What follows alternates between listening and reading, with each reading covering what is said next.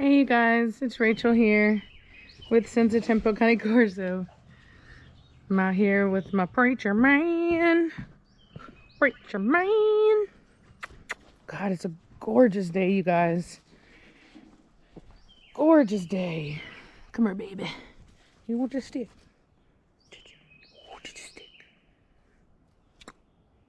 Are you a pretty boy? You ready? Come on, let's go before we make everybody mad. Come on. Come on. Come on. Bruh. You ready? Bro, watch out, man. Watch out, my man. So I wanted to have some bonding time with the preacher man because he was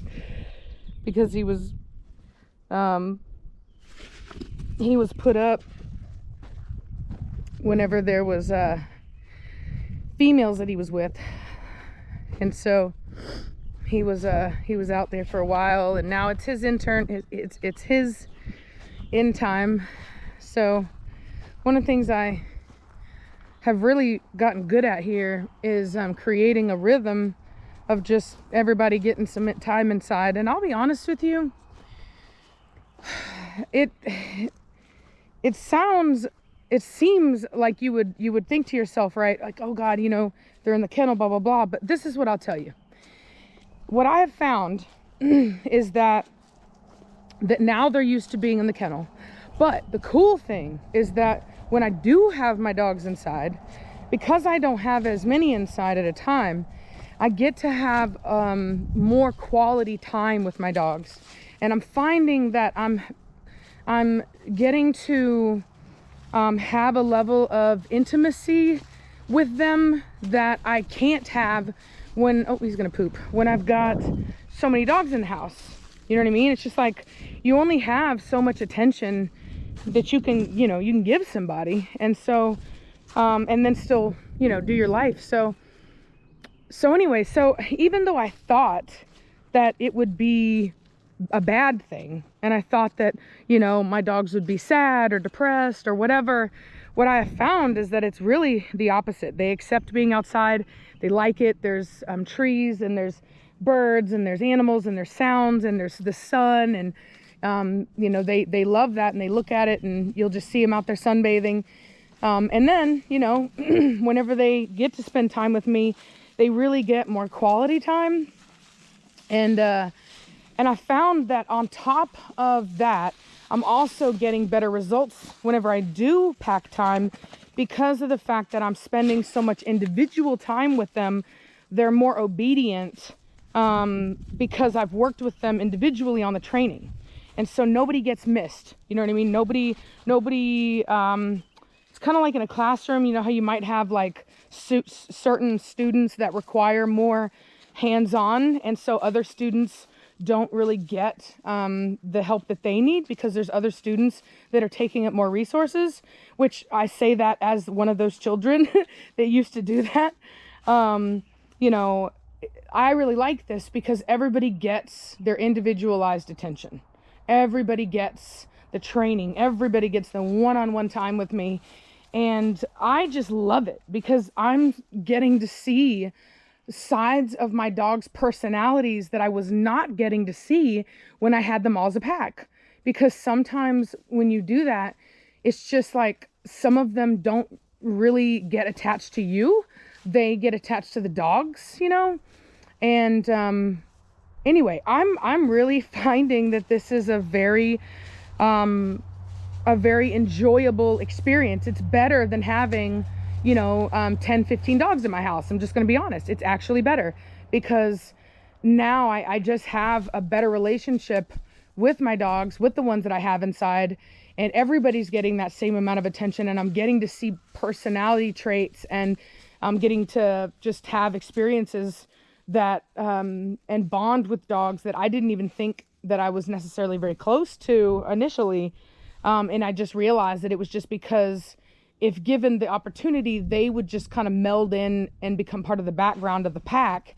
Whereas if I have a lower number of dogs, then they do seek me out, and we have more of like a traditional relationship where it's the, they're coming to me for affection, and they're wanting to be with me, and they're acknowledging me, instead of just kind of ignoring me and just being with the dogs. So, which is a lot like, for an example of that, like Vitani and Valak were like that. Just certain dogs that would just kind of get lost in the number of dogs that I had out. So I feel like on top of this being better for me and easier for me, because having this is important to me to be able to socialize. So when I'm socializing puppies, it's important that they be bonded to me so that they trust me and don't get insecure in public, like Hefe used to, because I did the opposite. He grew up in the pack environment, and so he would only be confident if there were other dogs there. If there were other dogs, he would be sweet and loving, and he would approach for affection, and he would act like a regular normal dog. But if you took him out on his own, he would be fine, but you could tell he had a look on his face that he didn't want to be messed with. And so he wasn't a social butterfly. He was a more traditional dog, on his own. Come on, get out of there.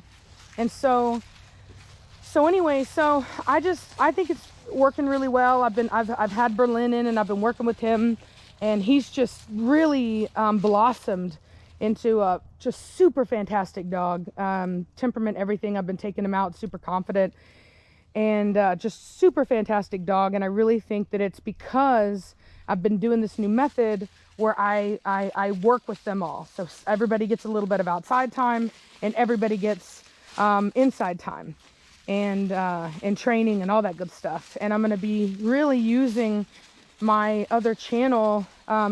So Reese and I were talking, and we've been wanting to do a vlog type thing, because she and we're just always around each other. We're always talking, and a lot of people have told us that they think that if we were able to like vlog together, like be on film together, it would, people would probably like it, because we have a good energy. And so both of us wanted to, do a channel where we kind of just show what we do here together, and kind of just like fun times, candid moments, but also, training and stuff where we work with our dogs and we do stuff like that. And one of the things that we both agreed on was that on that channel, The Real R&R, we will not put any dog on there that we are not 100% sure that we are going to keep.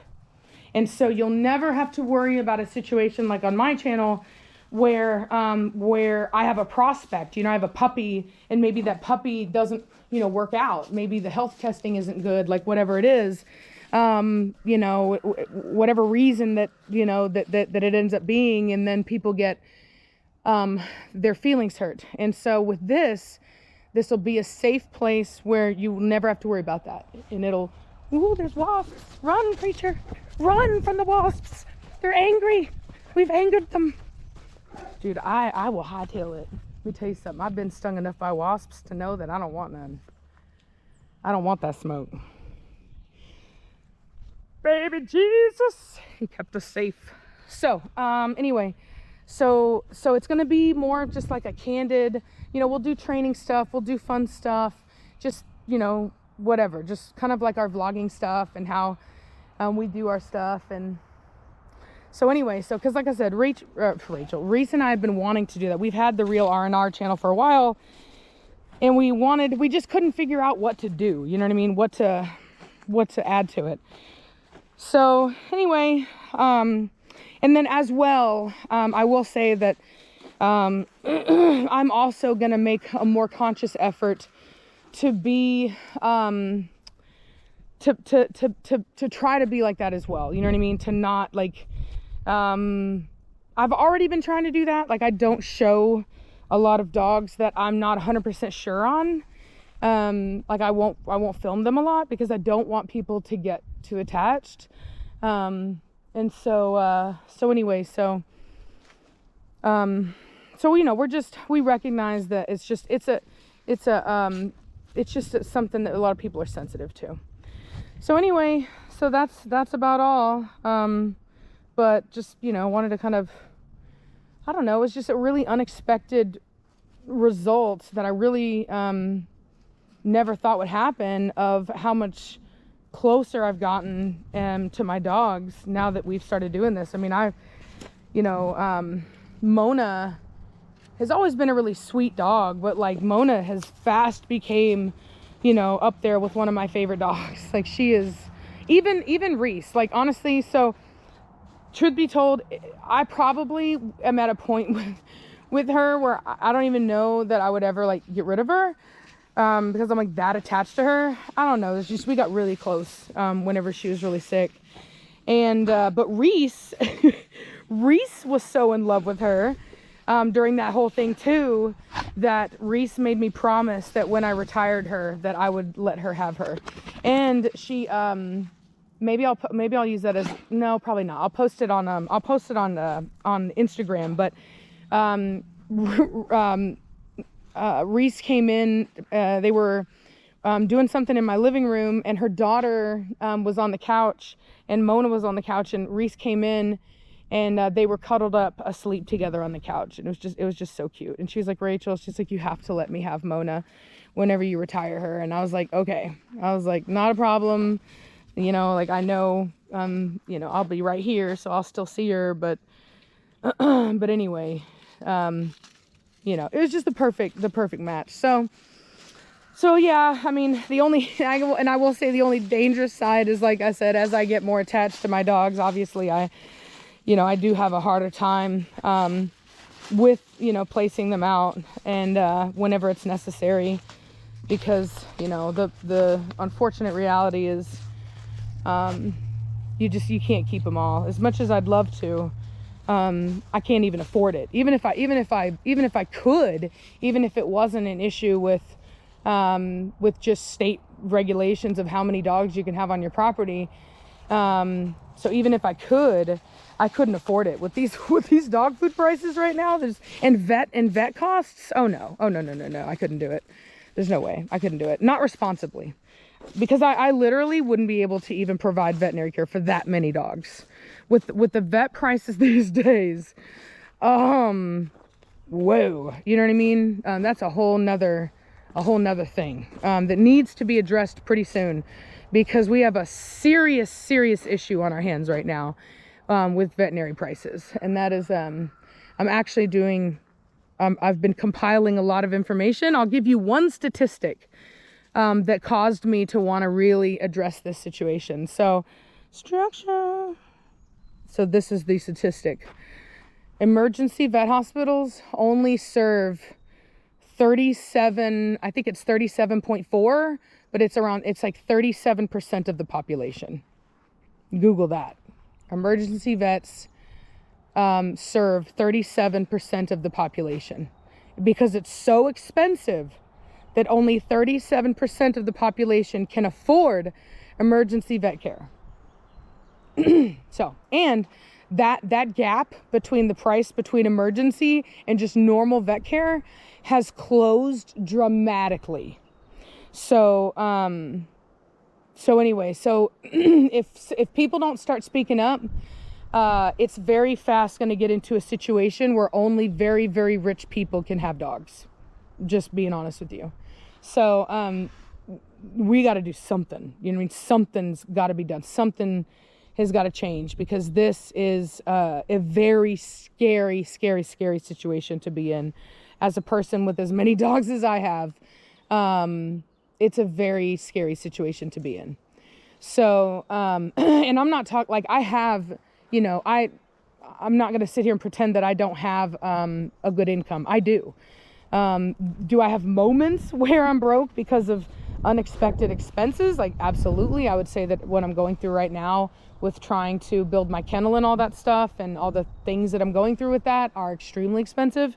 And so right now things are tight, but overall, when I don't have all this stuff going on, I'm good. And if I'm good, and I'm telling you that not even I can afford these vet bills like that, then there's a reason that emergency vets are only catering to 37% of the population. Most people do not even have the money to even walk in the door. Okay, to even walk in the door, they don't have the money. So, and I want to get to the bottom of it. I want to find out exactly how many dogs have been euthanized because the people couldn't afford it. And what for too. You know what I mean? What were these things? So anyway, that's all I got to say about that. It's a completely different, separate issue, but we will be talking about it. We will be addressing it, and I will come with all the receipts and the facts. And so anyway, so I hope you guys are having a fantastic day. It's just so gorgeous here. And Savannah is wanting to go, and she wants to go to PetSmart and get some toys for the birds. So I think that's what we're gonna do. So I hope you guys are having a really good day, and I hope that your area is as beautiful as here. And if not, I hope that maybe tomorrow is. So have a good day, and I'll talk at you later. Bye.